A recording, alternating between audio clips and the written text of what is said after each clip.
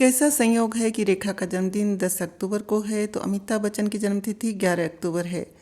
रेखा अमिताभ से 12 साल छोटी है। दोनों ने अंतिम बार 1981 में फिल्म सिलसिला में साथ काम किया था। लेकिन इतने बरस बाद भी अमिताभ रेखा की जोड़ी उतनी ही मशहूर है जितनी 1976 से 1981 के बीच थी। अमिताभ रेखा की जोड़ी की लोकप्रियता को आज की युवा पीढ़ी भी अच्छे से महसूस करती है, जिनका तब जन्म भी नहीं हुआ था जब इन दोनों की फिल्में धूम मचाती थी। आज 40 साल के युवा ही नहीं, 20 साल के युवा और 14 साल के किशोर भी जानते हैं कि अमिताभ और रेखा के मायने क्या हैं। इन दोनों को पर्दे की एक बेहद शानदार जोड़ी के रूप में तो जाना ही जाता है। दोनों ने कई यादगार और सफल फिल्में साथ की, लेकिन इनकी जोड़ी रियल लाइफ की अपनी प्रेम कहानी के लिए भी जानी जाती है। एक ऐसी प्रेम कहानी जो चाहे पूरी तरह खुलकर सामने नहीं आई, लेकिन अमिताभ रेखा कि यह एक ऐसी प्रेम गाथा है जिसे कभी भुलाया नहीं जा सकेगा। यह प्रेम कहानी 40-45 साल पहले भी सुर्खियों में थी और आज भी है। तब भी इसकी चर्चा दबे सुरों में होती थी और आज भी अपने लंबे खामोश सफ़र के बाद आज भी उसकी गूंज बरकरार है। यूँ तो फिल्म संसार में प्रेम कहानियों की कमी नहीं। पहले पर्दे पर प्यार करते करते कितने ही जोड़े सच में प्यार कर बैठे, लेकिन उनमें से कुछ ही विवाह बंधन में बंध कर जीवन साथी बन सके, जबकि कुछ की प्रेम कहानियाँ कुछ दूर तक चलकर दम तोड़ दिया। इनमें से कुछ लोग ऐसे भी रहे जो शादी करके एक नहीं हो सके, लेकिन उसके बावजूद उनकी प्रेम गाथा अमर हो गई। ऐसी अमर प्रेम कहानियों में जहाँ पहले राज कपूर और नरगिस की प्रेम कहानी थी, वहाँ उसी कड़ी में फिर अमिताभ और रेखा की कहानी आ गई है। आज राज कपूर और नरगिस इस दुनिया में नहीं है, लेकिन दोनों की प्रेम कहानी आज भी अमर है। ऐसी ही अमिताभ रेखा की प्रेम कहानी को भी वक्त की परतें बरसों बरसों तक धुंधला नहीं कर सकेगी। यूँ तो अमिताभ की रेखा से पहली मुलाकात उनकी जया भादुड़ी से शादी से पहले 1972 में ही हो गई थी। दरअसल तब एक निर्माता GM रोशन और निर्देशक कुंदन कुमार ने अमिताभ रेखा को लेकर एक फिल्म शुरू की थी, अपने पर आए। लेकिन कुछ दिन की शूटिंग के बाद ये फिल्म बंद हो गई। बाद में अमिताभ बच्चन की जगह संजय खान को रेखा के साथ लेकर ये फिल्म दुनिया का मेला नाम से बनकर 1974 में प्रदर्शित होकर फ्लॉप हो गई। रेखा और अमिताभ का 1973 में एक बार फिर नमक हराम के कारण साथ बना, लेकिन इस फिल्म में रेखा अमिताभ की नहीं, राजेश खन्ना की नायिका थी, इसलिए अमिताभ रेखा के बीच कोई खास बातचीत नहीं हो पाई। इस तरह तब तक अमिताभ रेखा एक दूसरे के लिए अनजान से रहे। अमिताभ बच्चन और रेखा की ज़िंदगी में बड़ा मोड़ तब आया जब 1976 में निर्माता टीटू और निर्देशक दुलाल गुहा ने इन दोनों को अपनी फिल्म दो अनजाने में लिया। यहाँ दिलचस्प यह था कि फिल्म में इन चरित्रों के नाम भी मूलतः अमित और रेखा ही थे। इस फिल्म में रेखा नायिका जरूर थी, लेकिन उनका रोल नेगेटिव टच वाला था। रेखा इससे पहले अपने फिल्मों के प्रति ज़्यादा गंभीर नहीं रहती थी। हंसते खेलते और हंसी मजाक के मूड में ही वो काम करती थी। हालांकि फिल्मों में काम करने के लिए दोनों 1969 में ही मुंबई पहुंचे थे, पर रेखा इससे पहले बाल कलाकार के रूप में भी फिल्में कर चुकी थी। दूसरा 1970 में आई अपनी पहली हिंदी फिल्म सावन भादो से रेखा हिट हो चुकी थी।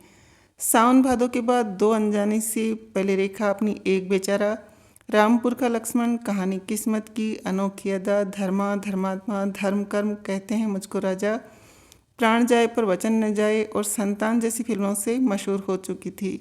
दो अनजाने में अमिताभ के साथ लिए जाने पर रेखा ने सिमी ग्रेवाल के टीवी शो रोनू देव में बताया था, जब मुझे पता लगा कि अमित जी ने दो अनजाने साइन की है तो मैं थोड़ा डर गई थी। हालांकि कुछ मामलों में मैं उनसे सीनियर थी, लेकिन तब वह अपनी फिल्म दीवार से काफ़ी सफल हो गए थे। तब तक मैं उनके बारे में कुछ खास नहीं जानती थी, क्योंकि हमें कभी बैठकर बात करने का मौका नहीं मिला था। जब दो अनजाने के सेट पर मैंने उनके साथ काम करना शुरू किया तो मैं नर्वस थी, पर मैंने उस दौरान उनसे बहुत कुछ सीखा। सेट पर होने की अपनी धारणा को बदला। सेट मेरे लिए कभी खेल का मैदान नहीं रहा। रेखा तब अमिताभ से किस तरह प्रभावित होती है, इस पर उन्होंने कहा था, मैं पहले किसी आम इंसान से कभी प्रभावित नहीं होती थी, लेकिन अमिताभ मेरे लिए कुछ ऐसे इंसान थे जैसा मैंने पहले कभी नहीं देखा। मैं भी ये सोचकर हमेशा उलझी रहती थी कि कैसे एक इंसान में इतनी सारी खूबियाँ हो सकती है। मुझे ऐसा लगता है जब कोई आपको अच्छा लगता है तो उसकी हर बात अच्छी लगती है। जब मैं उनसे मिली तो मुझे लगा कि मैं ऐसे किसी इंसान से पहले नहीं मिली। हम दोनों की तुला राशि है, पर कैसे एक इंसान के पास इतनी सारी अच्छाइयाँ हो सकती है। दो अनजाने की शूटिंग में अमिताभ का काम करने का अंदाज देख रेखा यकाएक कैसे बदल गई, इस पर रेखा का कहना था, मैं तब अपने संवाद भूल जाती थी। तब उन्होंने मुझसे कहा, सुनिए, कम से कम अपने डायलॉग्स तो याद कर लीजिए। मैं उन्हें देखती थी कि कैसे वो बहुत ध्यान और सम्मान के साथ निर्देशक की बात सुनते हैं। मैंने भी ये उनसे सीखा। मुझे लगा यही वह इंसान है जिससे मुझे बहुत कुछ सीखना है, प्रेरणा लेनी है। वो एक लम्हा मेरी लाइफ का टर्निंग पॉइंट रहा। मैं मानती हूँ कि मैं भाग्यशाली रही और बुद्धिमान भी कि मैंने उन्हें अपनी प्रेरणा के लिए चुना। वह एक ऐसे शिखर अभिनेता हैं जिनके सामने खड़ा होना आसान नहीं। रेखा की बातों से साफ लगता है कि अमिताभ के अभिनय कौशल, अनुशासन, विनम्र व्यवहार और अपने कार्य के प्रति समर्पण भावना देख ही वह उनसे प्रभावित हो गई। इतनी प्रभावित कि अमिताभ के प्रति उनकी भावनाएं प्यार में बदल गई। असल में 1976 में जब रेखा अमिताभ से प्रभावित हुई तब वह 22 साल की थी और अमिताभ 34 साल के। इस उम्र में, इन परिस्थितियों में, इन भावनाओं में कोई और भी होता तो ऐसा होना संभव था। एक बार अपने दौर के नामी हीरो प्रदीप कुमार ने कहा था, आखिर हम इंसान ही हैं। फिल्म की शूटिंग के दौरान अगर नायक नायिका एक दूसरे को पसंद करते हैं, एक दूसरे की इज्जत करते हैं, तो कई दृश्यों में दोनों भावुक हो ही जाते हैं। बाद में यही सब प्यार में भी बदल सकता है। इधर अमिताभ रेखा की यह प्रेम कहानी भी कुछ ऐसे ही संकेत देती है। इसकी शुरुआत चाहे रेखा से हुई, लेकिन अमिताभ भी अपनी युवावस्था में उनके मोहपाश से बच नहीं सके। इधर जिन दिनों उनका फिल्म करियर तेजी से शिखर की ओर बढ़ रहा था, उन्हीं दिनों फिल्म पत्रिकाओं में आए दिन ये खबरें सुर्खियों में रहती थी कि अमिताभ रेखा के बीच रोमांस चल रहा है। ये दोनों शूटिंग के बाद रेखा के एक दोस्त के घर में अलग से मिलते हैं। एक दिन एक पत्रकार ने उनसे, बच्चन जी से पूछ ही लिया कि अमित जी के बारे में जो खबरें छपती रहती है उनके बारे में उनकी क्या राय है। इस पर बच्चन बोले, शुरू में हम भी ऐसी खबरों से विचलित हो जाते थे, लेकिन अब हम ऐसी खबरों पर ध्यान नहीं देते। अब हम समझ गए हैं कि कुछ फिल्म पत्रिकाएं ऐसी बेसिर पैर की मसालेदार खबरों, गॉसिप पर चलती है। हालांकि अमिताभ रेखा के रोमांस की खबरों का बाजार 1980 तक तो काफ़ी गर्म रहा। जया बच्चन भी इस सब से काफ़ी परेशान रही। यह भी छपता रहा। अमिताभ रेखा के प्रेम संबंधों की खबरों के तूफान का सिलसिला फिल्म सिलसिला के रिलीज के बाद धीरे धीरे थमता गया। कुछ साल बाद रेखा ने दिल्ली के एक उद्योगपति मुकेश गुप्ता से मार्च 1990 में शादी कर ली। लेकिन शादी के बाद मुकेश ने फांसी लगाकर आत्महत्या कर ली तो रेखा पर कई तरह के आरोप लगे। उधर रेखा मुकेश के निधन के बाद जब अपनी मांग में फिर से सिंदूर के साथ प्रकट हुई तो अमिताभ रेखा के प्रेम प्रसंगों को फिर हवा मिल गई। फिल्म सिलसिला की बात करें तो ये फिल्म 14 अगस्त 1981 को प्रदर्शित हुई थी। उम्मीद थी ये फिल्म टिकट खिड़की पर कमाल कर देगी, लेकिन फिल्म को दर्शकों ने पसंद नहीं किया, जबकि फिल्म का संगीत काफ़ी लोकप्रिय होता गया। असल में सिलसिला फिल्म में पहले अमिताभ के साथ परवीन बबी और सिमता पाटिल को लिया गया था, लेकिन उन दिनों अमिताभ रेखा के प्रेम संबंधों के चर्चे हर जुबां पर देखे गए। फिल्मकार यश चोपड़ा ने अंतिम क्षणों में अपना निर्णय बदल दिया, क्योंकि यह फिल्म भी पति पत्नी और प्रेयसी की कहानी पर आधारित थी। यश चोपड़ा ने अमिताभ को जब कहा, मेरी इच्छा है इस फिल्म में तुम्हारे साथ परवीन की जगह रेखा और सिमता की जगह जया को लिया जाए। बताते हैं कि यश चोपड़ा की ये बात सुन अमिताभ बच्चन चौंक गए। वह बोले, क्या कह रहे हैं आप क्या समझते हैं कि जया इसके लिए तैयार हो जाएंगी? यश जी ने कहा, सब कुछ मुमकिन है। रेखा से मैं बात करता हूँ, जया से पहले तुम बात करो, फिर मैं भी बात करूँगा। फिर सच में वह हो गया जिसकी उम्मीद नहीं थी। यश चोपड़ा का जादू कुछ ऐसा चला कि कश्मीर में परवीन और सिमता की जगह रेखा और जया सिलसिला की शूटिंग कर रही थी। हालांकि फिल्म से जुड़े करीबी सूत्रों से पता चला था कि जया जी सिलसिला में काम करने के लिए इसी शर्त पर तैयार हुई थी कि अमित जी इसके बाद रेखा के साथ कभी कोई फिल्म नहीं करेंगे। उस बात पर तब तो सहसा विश्वास नहीं हुआ था, लेकिन सच में ऐसा हुआ कि सिलसिला दोनों की एक साथ अंतिम फिल्म साबित हुई। सिलसिला के बाद जहां रेखा लगभग 80 फिल्में कर चुकी है, वहां अमिताभ सिलसिला के बाद करीब 150 फिल्में कर चुके हैं, लेकिन इन दोनों की साथ में तब से अब तक और कोई फिल्म नहीं आई, यानी सिलसिला से सिलसिला टूट गया। अमिताभ और रेखा यूँ तो कुल 14 फिल्मों में साथ रहे। नमक हराम में रेखा के नायक राजेश खन्ना थे। फिल्म ईमान धर्म में भी अमिताभ, शशि कपूर, रेखा और संजीव कुमार थे, लेकिन रेखा के हीरो यहाँ शशि थे, अमिताभ नहीं। अमिताभ की फिल्म कस्मे वादे में तो रेखा सिर्फ मेहमान कलाकार थी।